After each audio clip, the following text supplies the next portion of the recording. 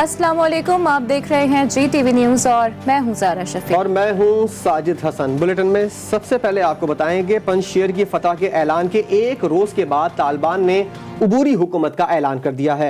हुकूमत का सरबराह वज़ीर आज़म को बनाया गया है।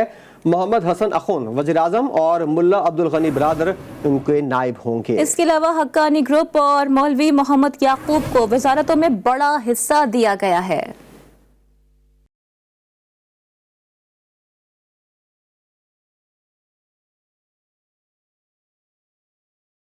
तालिबान ने काबुल पर कब्जे के 23 दिन बाद 33 रुकनी उबूरी हुकूमत के अराकीन के नामों का ऐलान कर दिया। नई हुकूमत का सरबराह वजीर आजम को बनाया गया है और ओहदा मोहम्मद हसन अखुन को दिया गया है। मुल्ला अब्दुल गनी बरादर और नायब वजीर आजम और तमाम वजारतों के मुआविन खुसूसी होंगे। साबिक अमीर मुल्ला उमर के बेटे मौलवी मोहम्मद याकूब को वजीर दिफा बनाया गया है। सिराजुद्दीन हक्कानी को वजीर दाखिला बनाया गया है। मुल्ला अमीर खान मुत्तकी वजीर खारजा होंगे और उनके नायब मोहम्मद अब्बास सतंगजई को बनाया गया है। तर्जुमान तालिबान ज़बीहुल्लाह मुजाहिद के मुताबिक मुल्ला हिदायतुल्लाह बदरी वजीर खजाना और शेखुल्लाह मुनीर नई अफगान हुकूमत में वजीर तालीम होंगे। खलीलुर रहमानी हक्कानी वजीर बराए मुहाजिरीन और कारी फसीहुद्दीन आर्मी चीफ होंगे। मुल्ला अब्दुल हक वसीक को NDS का सरबराह बना दिया गया। काबीना में हक्कानी और मुल्ला उमर के करीबी अफराद को ज्यादा वजारतें दी गई हैं। तर्जुमान अफगान तालिबान ज़बीहुल्लाह मुजाहिद ने भारतीय प्रोपेगेंडा मुस्तरद कर दिया है। प्रेस कॉन्फ्रेंस के दौरान उन्होंने कहा कि आज़ादी के लिए हमने बहुत कुर्बानियां दी हैं। तालिबान के मामलात में पाकिस्तान समेत किसी मुल्क ने मुदाखलत नहीं की और ना ही किसी को अपने निज़ाम में मुदाखलत की इजाज़त देंगे।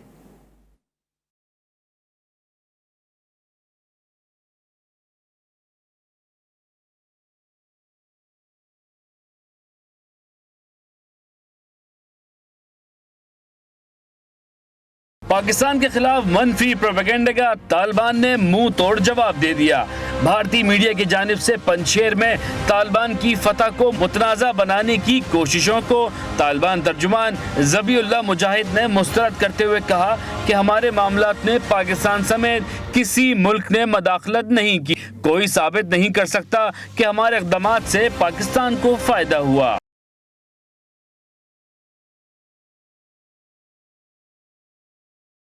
ज़बीहुल्लाह मुजाहिद ने कहा कि पाकिस्तान की मुदाखलत से मुताल्लिक प्रोपेगेंडा 20 साल से चल रहा है। हमने अपनी आज़ादी के लिए पूरी दुनिया से जंग लड़ी, हमने तवील जंग लड़ी है और पंजशेर का कंट्रोल हासिल कर लिया है। तालिबान तर्जुमान ने मजीद कहा कि तमाम दुनिया के ममालिक के साथ अच्छे ताल्लुकात चाहते हैं। उन्होंने मजीद कहा कि पंजशेर वाले भी हमारे भाई हैं। पंजशेर में अब जंग नहीं, अमन कायम हो गया है। अफगानिस्तान में चीनी सफ़ीर ने तालिबान के सियासी दफ्तर के नायब सरबराह मौलवी अब्दुल सलाम से मुलाकात की है। तर्जुमान अफगान तालिबान मोहम्मद नईम ने ट्विटर पर इस मुलाकात के हवाले से तफसील भी फराहम की। इत्तलात के मुताबिक चीनी सफ़ीर वांग यू ने मुलाकात में अफगानिस्तान के लिए इंसानी इमदाद जारी रखने पर जोर दिया। मुलाकात में बाहमी मामलात ज़ेर गौर आए। चीनी सफ़ीर ने अफगानिस्तान के लिए इंसानी बुनियादों पर इमदाद जारी रखने के अज़्म का भी इयादा किया। उधर अमेरिका ने फौरी तौर पर अफगान तालिबान की हुकूमत को तस्लीम करने का इम्कान रद्द कर दिया है। वाशिंगटन में मीडिया से गुफ्तगू करते हुए अमेरिकी सदर जो बाइडेन ने कहा कि अफगान तालिबान को तस्लीम करने में बहुत वक्त लगेगा। इस हवाले से अमेरिकी अवाम की राय का भी एहतराम किया जाएगा। खरबूजे को देखकर खरबूजे के रंग पकड़ने की मिसाल तो आपने यकीनन सुनी होगी। अब भारतीय एंकर्स की हिमाकतों को देखकर हिमाकत करने वाले अफगान एंकर्स को भी देख लें। नाम निहाद अफगान सहाफ़ी ने पंजशेर में पाकिस्तानी मुदाखलत का सबूत पेश करने के लिए डॉक्टर आमिर लियाकत हुसैन की तस्वीर को शेयर कर दिया।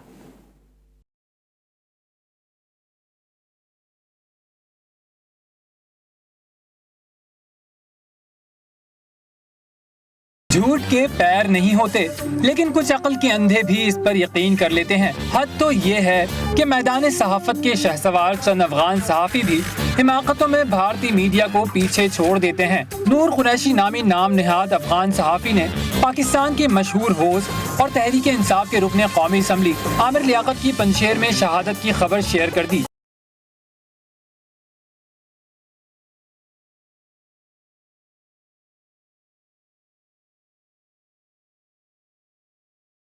मजे की बात तो ये है, जो तस्वीर शेयर की गई उसमें डॉक्टर आमिर लियाकत को पाकिस्तानी कमांडोज का कर्नल आदिल करार दिया है। इस पर भी बस नहीं की, मौसूफ की ट्वीट पर कई अजीम पत्रकारों को पंजशेर में पाकिस्तानी मदाखलत का सबूत भी मिल गया।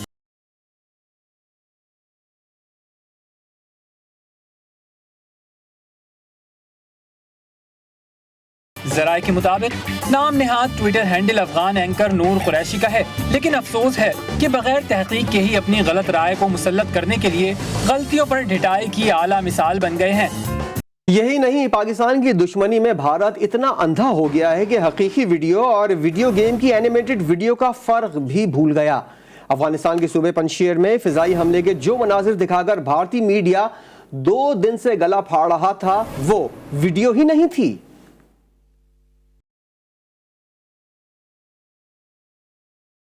भारतीय मीडिया के ढोल का पोल खुल गया। भारत में फेक न्यूज का कारोबार जारी है। फैक्ट चेक करने वाली भारतीय वेबसाइट ऑल्ट न्यूज के शरीक बानी मोहम्मद जुबैर के मुताबिक भारत में खबरें चेक करने वालों के लिए बहुत ही मसरूफ दिन है। मोहम्मद जुबैर ने अपने एक ट्वीट में लिखा कि रिपब्लिक टीवी, जी हिंदुस्तान, टाइम्स नाउ और नौ भारत ने एक वीडियो गेम आर्मा 3 के वीडियो क्लिप को नशर करते हुए बताया कि ये अफगानिस्तान के इलाके पंजशेर में पाकिस्तान का फिजाई हमला है। इसी तरह आर्मा 3 की ही एक मुख्तलिफ फुटेज का इस्तेमाल TV9 भारतवर्ष ने सन 2020 और सन 2021 में किया था। भारतीय डिफेंस जर्नल ने इस हवाले से एक खबर शाये की है और लिखा है कि एक इंडियन न्यूज चैनल ने अमरीकी F-15 का एक क्लिप नशर किया है जो कि व्हील्स पर परवाज कर रहा है और इसे इसने अफगानिस्तान में पाकिस्तानी हमले का मुकम्मल सबूत कहा है। वतन पर मजीद 2 जवान कुर्बान हो गए। पाक फौज ने शुमाली वजीरिस्तान के इलाके डोसाली में कार्रवाई की है। फायरिंग के तबादले में एक दहशतगर्द मारा गया। पाक फौज के शोबा ताल्लुकात आमा के मुताबिक ऑपरेशन के दौरान देसी साख्ता बारूदी सुरंग फटने से सिपाही जिया अकरम और मुसव्विर खान ने जामे शहादत नोश किया। पाक फौज ने इलाके का मुहासरा करके दहशतगर्दों की तलाश शुरू कर दी। पाक फौज में आला सतह की तकर्रियां और तबादले किए गए हैं। ISPR के मुताबिक रावलपिंडी और मुल्तान के कोर कमांडर्स तब्दील कर दिए गए हैं। लेफ्टिनेंट जनरल साहिर शमशाद मिर्जा को कोर कमांडर रावलपिंडी और लेफ्टिनेंट जनरल मोहम्मद चिराग हैदर कोर कमांडर मुल्तान तैनात कर दिए गए हैं। लेफ्टिनेंट जनरल अजहर अब्बास को चीफ ऑफ जनरल स्टाफ और लेफ्टिनेंट जनरल मोहम्मद वसीम अशरफ को director general joint chief staff headquarters तैनात किया गया है। अभी कुछ बात करते हैं वजीर आजम पाकिस्तान इमरान खान की। वकला तहरीक के जो नताइज आने चाहिए थे वो बदकिस्मती से नहीं आए। ताकतवर हमेशा कानून से बालातर रहना चाहता है। मुल्क में अमीर और गरीब के लिए अलग अलग कानून है। वजीर आजम इमरान खान का कहना है कि परवेज मुशर्रफ ने NRO देकर सबसे बड़ा जुर्म किया। हम 60 की दिहाई में तरक्की कर रहे थे। इंसाफ ना होने की वजह से अब बांग्लादेश और भारत भी तरक्की से हमसे आगे है। इस्लामाबाद डिस्ट्रिक्ट कोर्ट की इमारत का संग बुनियाद रखते हुए वजीर आजम इमरान खान ने एक बार फिर मुल्क में कानून की हुक्मरानी पर जोर दिया और इंसाफ की फराहमी में रुकावटों पर दुख का इजहार किया। जो भी कौम आगे बढ़ती है उधर कानून की हुक्मरानी होती है, कोई कानून से ऊपर नहीं है। ये है पाकिस्तान का अलमिया। हमारे मुल्क में ये जो 2 पाकिस्तान शुरू हो गए, एक नहीं 2 पाकिस्तान, एक पाकिस्तान के लिए एक अलहदा सेट ऑफ रूल्स, दूसरों के लिए अलहदा। इमरान खान ने कहा कि NRO देना सबसे बड़ा जुर्म था। 1985 के बाद मुल्क तेजी से तनज़्ज़ुली का शिकार हुआ। पिछले 30 साल में 85 के बाद मुल्क तो बड़ी तेजी से नीचे गया। हर चीज में दुनिया आगे निकल गई। बांग्लादेश जब बना था तो मुझे अभी भी याद है कि लोग ड्राइंग रूम्स में कहते थे कि जी बांग्लादेश का बोझ पड़ा हुआ है वेस्ट पाकिस्तान पे, अलहदा होगा तो हम तेजी से आगे बढ़ेंगे। बांग्लादेश भी आगे निकल गया। वजीर आजम ने कहा कि वकला तहरीक के जो नताइज आना चाहिए थे बदकिस्मती से नहीं आए। इंसाफ न होने की वजह से आज भारत और बांग्लादेश समेत दीगर ममालिक तरक्की में पाकिस्तान से आगे निकल गए हैं। वज़ीर-ए-आज़म इमरान खान की ज़ेर सदारत होने वाले वफाकी काबीना के इजलास में बरतानिया के साथ मुजरिमान की हवालगी के लिए MOU की समरी पर तफसीली बहस हुई। वफाकी वज़रा ने बरतानिया की जानिब से पाकिस्तान को रेड लिस्ट में रखने पर एतराज़ उठाया। वफाकी काबीना के इजलास में 9 सितंबर को चार्टर तैयारे की पाकिस्तान में लैंडिंग की मंजूरी रोक दी गई, जबकि तफसीली बहस के बाद वफाकी काबीना ने समरी मुलतवी कर दी। वफाकी वज़रा ने एतराज़ उठाया कि पूरी दुनिया को छोड़ कर पाकिस्तान को रेड लिस्ट में बरकरार रखा गया। बरतानिया की बताई गई रेड लिस्ट की वजूहात गैर तसल्ली बख्श हैं। वज़रा ने मुतालबा किया कि हुकूमत पाकिस्तान इस मामले को आला सतह पर उठाए। वज़ीर इत्तलात फवाद चौधरी ने कहा कि शरीफ खानदान का सियासत में कोई मुस्तकबिल नहीं। मरियम नवाज और बिलावल भुट्टो सिर्फ धांधली से वज़ीर आज़म बन सकते हैं। वफाकी काबीना के इजलास के बाद मीडिया को ब्रीफिंग देते हुए फवाद चौधरी ने कहा कि अपोजिशन जमातें इंतखाबी इस्लाहात नहीं चाहती। ने कभी नवाज शरीफ के मुंह से, कभी जरदारी साहब के मुंह से ये सुना हो कि वो इलेक्शन में इस्लाहात चाहते हैं। नवाज शरीफ साहब की पार्टी है PMLN, एक दफा भी धांधली के बगैर ये लोग इलेक्शन नहीं जीते दुनिया पाकिस्तान में। अगर सिस्टम फेयर हो जाए, न्यूट्रल हो जाए और पता चले कि जो लोग हैं उनका वोट जो है वो फेयर काउंट होगा, तो शरीफ फैमिली की तो कोई मुस्तकबिल नहीं। मरियम नवाज हों, बिलावल हों, ये सिर्फ एक तरीके से पाकिस्तान के वज़ीर आज़म बन सकते हैं कि पाकिस्तानियों की किस्मत ही बहुत खराब हो, और दूसरा ये कि इतनी धांधली हो कि ये जो है वो पाकिस्तान में आ जाए। इससे ज्यादा गैर संजीदा अपोजिशन, इससे ज्यादा नालायक और नाअहल अपोजिशन पाकिस्तान की तारीख में किसी हुकूमत को नसीब नहीं हुई। हुकूमत के खिलाफ लॉन्ग मार्च के लिए तैयार हैं। अपोजिशन जैसे ही तैयार हुई, अदम एतमाद तहरीक कामयाब हो जाएगी। बिलावल भुट्टो ने एक बार फिर तब्दीली सरकार के खात्मे की ठान ली और कहा कि मौजूदा सूरत हाल में पीपल्स पार्टी ही पहले पंजाब और फिर कौमी असम्बली में तहरीक अदम एतमाद लाएगी।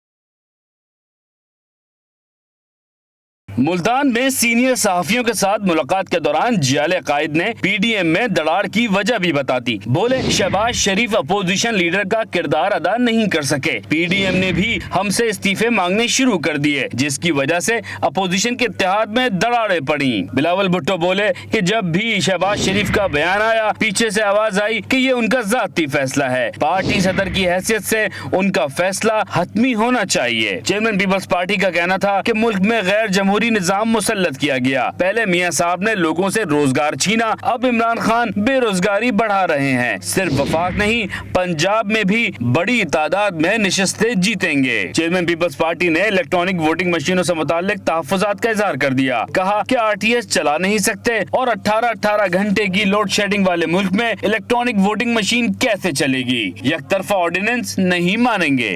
Welcome back. वफाकी काबीना की मंजूरी के बाद पंजाब की ब्यूरोक्रेसी और पुलिस की कमान तब्दील कर दी गई है। एस्टैब्लिशमेंट डिवीजन ने चीफ सेक्रेटरी पंजाब कामरान अफजल और राव सरदार अली खान की बतौर IG तैनाती का नोटिफिकेशन जारी कर दिया। जबकि पाकिस्तान तहरीक इंसाफ की 3 साल हुकूमत में अब तक 6 IG पंजाब तब्दील हो चुके हैं। तफसीलात लाहौर से वकार शौकत की रिपोर्ट में।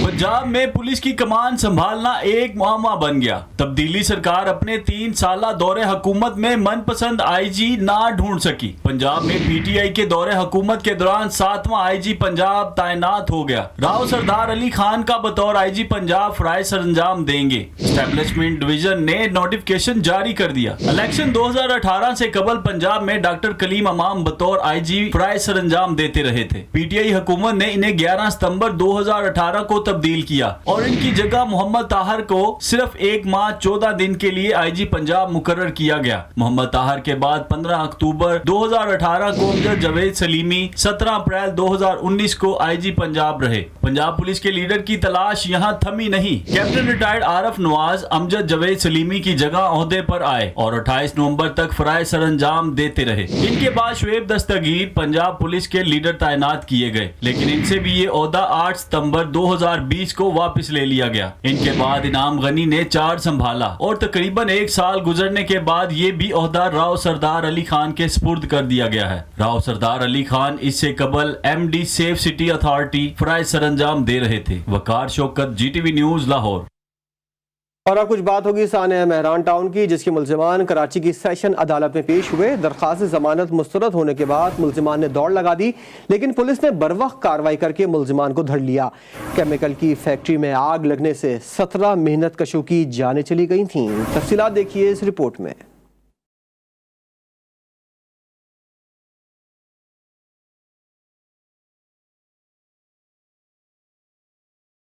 सानिया मेहरान टाउन केस की कराची की सेशन अदालत में समाअत। फैक्ट्री मालिक और दीगर मुल्जिमान काफी देर तक कमरे अदालत में मौजूद रहे। जैसे ही दरख्वास्त जमानत मुस्तरद हुई तो ये जा वो जा अकबी रास्ते से मुल्जिमान ने दौड़ लगा दी। मुल्जिमान रफू चक्कर हुए तो पुलिस ने भी मौका हाथ से जाने ना दिया। मुल्जिमान के ताक़ुब में दौड़ लगा दी। पुलिस एहलकार काफी देर तक मुल्जिमान का पीछा करते हुए दौड़ते दिखाई दिए। आखिरकार मुल्जिमान पसीने से शराबोर एहलकारों के हत्थे चढ़ गए। गिरफ्तार होने वालों में फैक्ट्री मालिक हसन मीठा, मैनेजर इमरान जैदी और फैक्ट्री बिल्डिंग का मालिक शामिल है। मेहरान टाउन फैक्ट्री में आग लगने से 17 मेहनत कशों की जानें चली गयी, जबकि फैक्ट्री रिहायशी इलाके में कायम की गयी थी। और देर आए दुरुस्त आए, कराची में सीव्यू के साहिल पर रेत में धंसे बहरी जहाज हैंगटोंग 777 को 1.5 माह की कोशिशों के बाद कामयाब ऑपरेशन के जरिए गहरे पानी में पहुंचा दिया गया।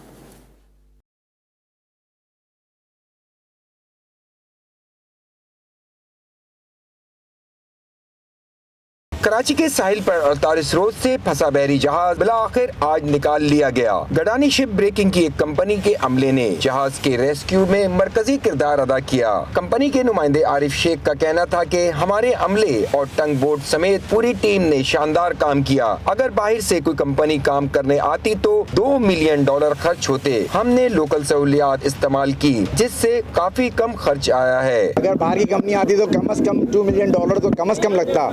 हमने इसका क्वार्टर भी नहीं लिया है, तो इससे आप अंदाजा लगा लें कि किस लेवल पे हमने काम किया हुआ है। और जितने भी थे सारे लोकल रिसोर्सेज यूज किए हमने। सीमेंस कंपनी के नुमाइंदे आरिफ शेख, वजीर आजम के मुशीर बहरी अमूर महमूद मौलवी ने मीडिया से गुफ्तगू करते हुए कहा कि जहाज को हिफाजती तहवील में ले लिया गया है। अब इसे चेक किया जाएगा, उसके बाद जाने की इजाजत दी जाएगी। ये जहाज जो है, जो कि इतने अरसे से यहाँ रुका हुआ था, ये मेन सी में आ चुका है और अब हम इसको जो है तहवील में लेके इसके ऊपर कार्रवाई शुरू करेंगे कि ताकि इसके जितने इक्विपमेंट्स रिप्लेस होने हैं, जो जो इनके काम है वो करा के उसके बाद हम इसको सेलिंग की परमिशन देंगे। पनामा में रजिस्टर्ड हैंगटोंग 777 20 और 21 जुलाई की रात कराची बंदरगाह जाते हुए एंकर टूट जाने की वजह से समंदर किनारे रेत में धंस गया था। कैमरा टीम और साथी रिपोर्टर मोहम्मद मोहसिन के साथ रिजवान खान, जी न्यूज कराची। बिजली के भारी बिलों से परेशान आवाम के लिए अच्छी खबर यह है कि वफाकी वजीर science and technology Shibli Faraz ने बिजली के बिलों में 60% तक कमी की नवी सुना दी। शिबली फराज का कहना था कि नई टेक्नोलॉजी से बने पंखे और दीगर आलात में बिजली का इस्तेमाल 40 से 60% कम हो जाएगा।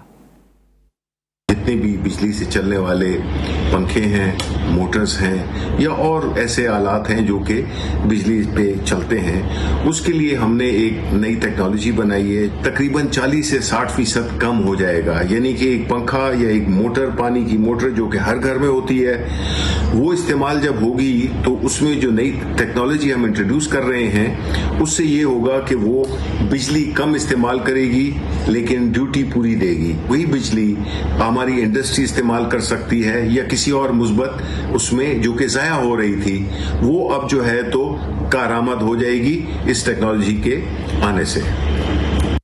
महकमा खुराक पंजाब की नाकिस हिकमत अमली और हर धर्मी का खमियाजा अवाम भुगतने लगे। लाहौर में 20 किलो आटे के थैले की कीमत में 40 रुपए इजाफा कर दिया गया। शहरियों का कहना है कि रोटी खाना मुश्किल होता जा रहा है। वहीद गुज्जर रिपोर्ट करेंगे।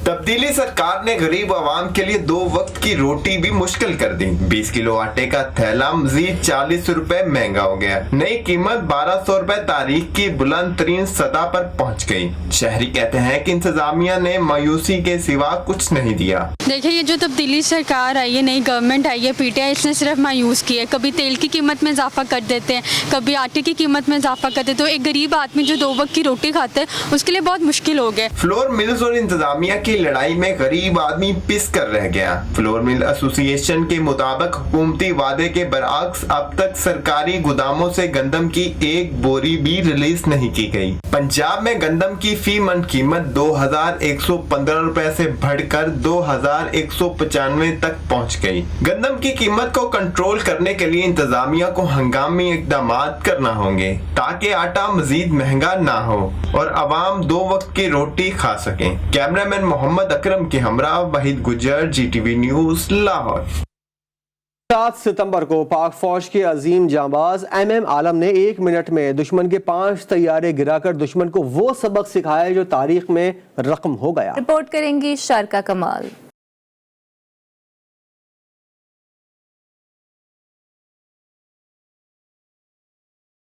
पटना, पलटना, पलट कर झपटना और फिर दुश्मन को भागने पर मजबूर कर देना, ये काम है आसमानों का सीना चाक करने वाले पाक फिजाया के शाहीनों का। पाक फिजाया के हवाबाज स्क्वाड्रन लीडर MM आलम को यह एजाज हासिल है कि उन्होंने 1965 की पाक भारत जंग में एक डॉग फाइट के दौरान 5 इंडियन हंटर जंगी तैयारे 1 मिनट के अंदर गिराकर तारीख में अपना नाम रकम करवाया। इनमें से 4 तैयारे 30 सेकंड के अंदर मार गिराए थे। 1965 की जंग में पाक फिजाया के शाहीनों के कारनामे आज भी दुश्मनों के दिलों में नक्श हैं। जंगी तैयारे F-86 से नामुमकिन को मुमकिन बनाने वाले MM आलम को वतन अजीज के तीसरे बड़े फौजी एजाज सितारे जुर्रत से नवाजा गया। 1965 की जंग से अब तक भारत ने कितनी ही नापाक साजिशें की कि वो किसी भी तरह से पाकिस्तान की पाक फिजाओं में अपनी बर्तरी के नापाक ख्वाब पूरे कर सके, मगर वो कामयाब न हो सका क्योंकि जज्बा ईमानी और हुब्बुल वतनी ने पाक फिजाया के हर जवान को MM आलम बना दिया है। कैमरामैन जाफर खान के साथ शारका कमाल, GTV न्यूज, कराची। खेल के मैदान से खबर यह है कि PCB में भी तब्दीली की लहर चल पड़ी है। मिसबाह हक और वक़ार यूनिस की रुखसती के बाद PCB ने बड़े पैमाने पर तब्दीलियों का इम्कान देखने में आ रहा है। देखते हैं लाहौर से सबा पाशा की रिपोर्ट। आने वाले दिनों में PCB में अहम तब्दीलियों का फैसला कर लिया गया। बोर्ड से मुंसलिक अहम ऑफिशियल्स की छुट्टी करवाने की तैयारी, हिकमत अमली तैयार कर ली गई। नेशनल हाई परफॉर्मेंस सेंटर से मुंसलिक कोचिंग पैनल में तब्दीली का भी फैसला कर लिया गया, जबकि batting coach Mohammad Yusuf, fielding coach समेत कोचिंग स्टाफ में भी तब्दीलियों का इंदिया दे दिया गया। सिलेक्शन पॉलिसी में तब्दीलियों के फैसले से मुतल्लक बोर्ड अहकाम को भी आगाह कर दिया गया। जराये के मुताबिक CEO PCB की भी छुट्टी करवाए जाने का भी इम्कान है। नामजद चेयरमैन PCB रमीज राजा की कौमी वनडे स्क्वाड के खिलाड़ियों से मुलाकात की अंदरूनी कहानी सामने आ गई। जराये के मुताबिक रमीज राजा ने खिलाड़ियों को जारियाना और बेखौफ क्रिकेट खेलने का मशवरा दे दिया। रमीज राजा ने खिलाड़ियों को दुनिया के मुख्तलिफ टॉप क्रिकेटर्स की मिसालें देकर हौसला अफजाई की। रमीज राजा का खिलाड़ियों को वाज़ेह पैगाम में कहना था कि मुल्क और खेल से खिलवाड़ करने वाले किसी खिलाड़ी को माफ़ नहीं किया जाएगा। नामजद चेयरमैन PCB ने कप्तान बाबर आजम को बेखौफ होकर क़यादत करने का मशवरा दिया। रमीज राजा ने कप्तान बाबर आजम और खिलाड़ियों पर मुकम्मल एतमाद का इजहार किया। जबकि साबिक कप्तान और चीफ सेलेक्टर इंजमामुल हक ने भी वर्ल्ड कप स्क्वाड पर तहफ़्फ़ुज़ात का इजहार कर दिया है। जो खिलाड़ी साल भर से टीम के साथ थे उन्हें निकालना नहीं चाहिए था। शर्जील खान और फ़खर जमान T20 के बेहतरीन खिलाड़ी हैं। आजम खान और सरफराज अहमद का कोई मुकाबला ही नहीं। वर्ल्ड कप स्क्वाड में शुएब मलिक और उस्मान कादिर को भी होना चाहिए था। शर्जील नहीं है, फ़खर जमान नहीं है, तो उस्मान कादिर नहीं है, फ़हीम अशरफ नहीं है। ये ऐसे प्लेयर्स थे कि जी इनको मेरे ख्याल में होना चाहिए था। जो लड़के परफॉर्मेंस दे रहे हैं, जो एक्सपीरियंस है, और वर्ल्ड कप के लिए जहाँ प्रेशर ज़्यादा होगा वहाँ एक्सपीरियंस लोगों की ज़्यादा ज़रूरत होगी। तो अगर ये सिलेक्शन हो जाती तो मेरे ख्याल में बेहतर था। जिस तरह फ़खर था या शर्जील था या दूसरे लोग थे, ये मुसलसल खेलते हुए आ रहे थे T20, तो इनकी सिलेक्शन होना बड़ी ज़रूरी थी कि जी, और ये फ़ायदेमंद भी हो सकते थे। स्पेशली मैं शर्जील को देख रहा हूँ और फ़खर को देख रहा हूँ कि ये T20 के मेरे ख्याल में स्पेशलिस्ट प्लेयर है और हर जगह इनको रिकगनाइज़ किया जाता है। तो ये मेरे ख्याल में थोड़ी सी ज़रा मुश्किल डिसीजन था। कौमी टीम के अबूरी कोच सखलैन मुश्ताक कहते हैं, पाकिस्तानी टीम के साथ काम करना मेरे लिए फ़ख्र की बात है। कौमी टीम में शामिल तमाम खिलाड़ियों के साथ काम किया हुआ है। बतौर कोच हर एक असाइनमेंट चैलेंज होती है। अभी तमाम नजरें न्यूजीलैंड सीरीज पर हैं। मिसबाह हक और वक़ार यूनुस भाग गए, ये कहना मुनासिब नहीं। जितने भी खिलाड़ी हैं ये पिछले तकरीबन साल सवा साल से हमारे पास आ रहे थे, ऑन ऑफ आ रहे थे, चल रहे थे, रिलेशनशिप थी, कम्युनिकेशन चल रही थी, इनके साथ काम किया हुआ था। बीइंग ए कोच आपको जब भी आपको कोई असाइनमेंट मिलती है, हर असाइनमेंट एक चैलेंज होता है और आप लुक फॉरवर्ड कर रहे होते हैं उस चैलेंज को। आलमी मंजरनामे से खबर यह है कि अमरीकी रियासत फ्लोरिडा में मुसल्लह शख्स ने फायरिंग करके 4 अफराद को हलाक कर दिया है। हलाक शुदगान में 3 माह का बच्चा और उसकी मां भी शामिल है। पॉलिक काउंटी के पुलिस सहलकार ने बताया कि हमलावर ने कमांडो सूट पहना हुआ था। रोहिंग्या मुसलमानों के कत्लेआम की वजह बनने वाले बुद्धिस्ट रहनुमा को रिहा कर दिया गया। म्यांमार की फौज ने बदनाम कौम परस्त बुद्धिस्ट रहनुमा विराथो को रिहा कर दिया। फौज ने तमाम इल्जामात खत्म करने के बाद विराथो का फौजी अस्पताल में इलाज भी किया। विराथो की मुसलमान दुश्मनी पर तकारीर और मजहबी मुनाफरत पर म्यांमार की सबसे बड़ी बुद्ध अथॉरिटी ने उस पर 2017 में 1 साल के लिए पाबंदी आयद कर दी थी। टाइम मैगजीन भी विराथो की मुजरमाना सरगर्मियों पर उसे अपने सरवर्ख पर the face of Buddhist terror के तौर पर पेश कर चुका है। न्यूज़ बुलेटिन से फिलहाल इतना ही। एक ब्रेक के बाद हाजिर होंगे हेडलाइन के साथ। आप देखते रहिए GTV न्यूज़।